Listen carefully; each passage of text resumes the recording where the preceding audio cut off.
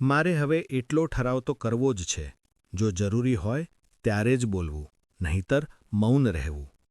ભગવાનને મેળવવા માટે જો ક્યાંય કોઈની નિંદા થઈ રહી હોય તો કાનમાં આંગળી નાખી દેવી, ન સાંભળવી. મારે તો કદી નિંદા કરવી જ નહીં, અને બીજો કરે તો પણ ન સાંભળવી.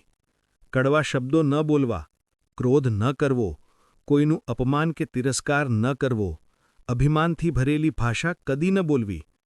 જ્યાં સુધી બને તેટલું ઓછું બોલવું, અને જ્યારે બોલો વિચારપૂર્વક બોલવું, નહીંતર મૌન રહેવું. તમારું વર્તન હંમેશા નમ્ર હોવું જોઈએ. જો ખરેખર ભગવાનને મેળવવા ઈચ્છો છો તો સંસારથી વૈરાગ્ય અને ભગવાનના ચરણોમાં પ્રેમ, આ બે બાબતો બહુ જ જરૂરી છે. ભગવાનના ચરણોમાં પ્રેમ ત્યારે જ જન્મે જ્યારે આપણે આપણી દરેક પળને સાવધાનીપૂર્વક ભગવાનમાં લગાવીએ, કારણ કે કોણ જાણે મૃત્યુ કયા ક્ષણે આવી જાય. જો એક ક્ષણે આપણા મુખમાં ભગવાનનું નામ ચાલી રહ્યું હશે તો નિશ્ચિતપણે ભગવત પ્રાપ્તિ થઈ જ જશે. તેથી જીવનની એક પણ ક્ષણ આળસમાં કે ગાફલાઈમાં વેડફવી નહીં. દરેક પળે ભગવાનનું સ્મરણ કરો, ભગવાનના મંત્ર જાપ કરો.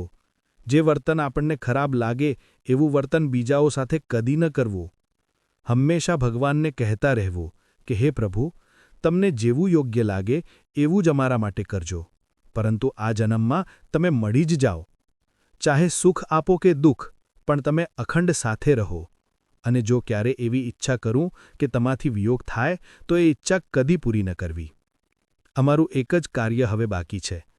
આ શરીરની જેટલી શક્તિ છે એ ભગવાનની સેવા માટે લગાવવી. મનથી ભગવાનનો વિચાર, મુખેથી ભગવાનનું નામ, એટલું જ કરવું છે. એથી વૈરાગ્ય આવશે, પ્રેમ આવશે અને મોક્ષ પણ મળશે. જીવનનો અંત ક્યારે આવશે તે કોઈ જાણતું નથી. તેથી આજથી જ ભગવત પ્રાપ્તિનો નિયમ લો. વાણીથી ઓછું બોલો, કાનથી નિંદા ન સાંભળો, શરીરથી સેવા કરો, બધામાં ભગવાનને જુઓ અને સતત ભગવાનનું નામ જ જપો. આ રીતે ચાલશો તો નિશ્ચિતપણે તમને મળશે ભગવત પ્રેમ, ભગવત પ્રાપ્તિ અને મોક્ષ.